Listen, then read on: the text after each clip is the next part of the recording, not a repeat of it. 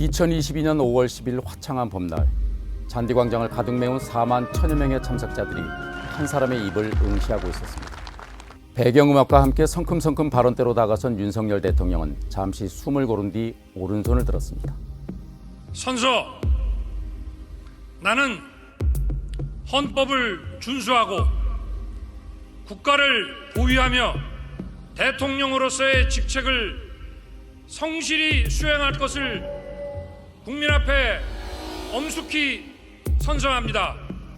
헌법 준수를 첫무리로 한 취임 선서는 그러나 2년 반 뒤 똑같은 장소에서 철저히 부정됐습니다. 마치 영화의 한 장면처럼 국회 상공에 헬기가 떠다니고 거리엔 장갑차가 등장했습니다. 중무장한 계엄군은 국회 경내에 투입됐습니다. 외신은 그동안 전 세계에서 보기 드문 민주주의 성공 신화를 썼던 한국이 혼돈에 빠졌다고 썼습니다. 윤석열 대통령의 비상계엄 선포는 현재까지 드러난 사실만으로도 반헌법적입니다. 윤 대통령은 긴급 담화에서 이러한 예산 폭거는 한마디로 대한민국 국가 재정을 농락하는 것입니다. 야당의 정부 인사 탄핵과 예산 처리 문제를 계엄 선포의 사유로 내세웠으나 이 정도 사유는 비상계엄의 요건과 거리가 멉니다. 국회 탄핵 소추권은 헌법이 보장하는 국회의 고유 권한일 뿐 아니라 설사 탄핵안이 국회를 통과하더라도 헌법재판소 탄핵 심판이라는 관문을 거치도록 했습니다. 견제와 균형이라는 헌법 절차를 총칼로 무시하는 것은 반헌법적입니다. 예산 감액을 문제 삼은 것도 넌센스입니다. 우원식 국회의장이 이미 감액 예산안 상정을 미룬 채 10일까지 예산안 처리를 촉구하며 여야 합의를 종용한 상황이었던 만큼 정치력과 협상의 영역에 속하는 문제였습니다.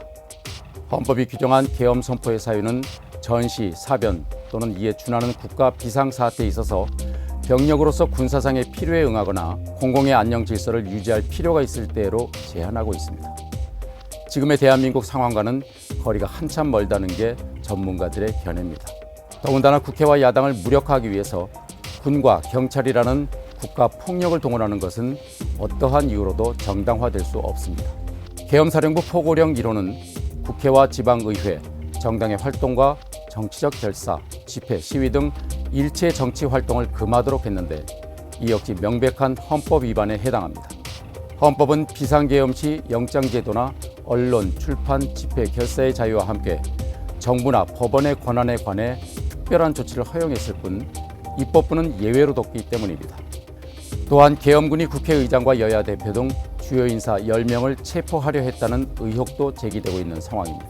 취임 후 2년 7개월 동안 윤 대통령은 국민들에게 통치 능력도 소통 능력도 도덕성도 제대로 보여주지 못했습니다.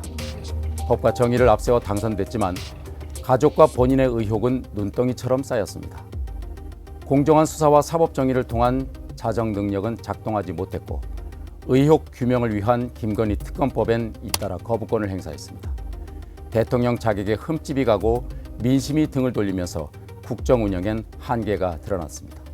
하지만 독재적 발상을 담은 비상계엄 선포로 인해 이제 질서 있는 퇴진의 기회마저 상실할 기로에 놓였습니다. 국회는 야 6당이 발의한 윤석열 대통령 탄핵 소추안을 5일 새벽 0시 48분 본회의에 보고함으로써 윤 대통령은 강제 퇴출을 위한 수순으로 넘어갔습니다.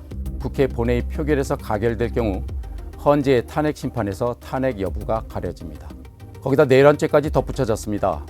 야당은 무장병력으로 국회와 국민을 겁박한 데 대해 윤 대통령을 내란죄로 고발했습니다. 형법 87조에는 대한민국의 전부 또는 일부에서 국가 권력을 배제하거나 국헌을 문란하게 할 목적으로 폭동을 일으킨 자를 내란죄로 처벌하도록 규정하고 있습니다. 대법원 판례 등을 종합할 때 이번 계엄 사태를 주도한 자들도 내란죄에 해당할 가능성이 높다는 게 전문가들의 분석입니다. 그보다 더 큰 잘못은 국민이 피와 땀으로 쟁취한 민주주의를 후퇴시키고 어렵게 쌓아올린 국가적 자부심을 허물어버린 죄일 것입니다. 입법부를 적으로 규정하며 척결 대상으로 삼은 계엄 선포문의 섬뜩한 문장들에서는 헌정 질서를 뒤흔들려는 의지가 엿보입니다.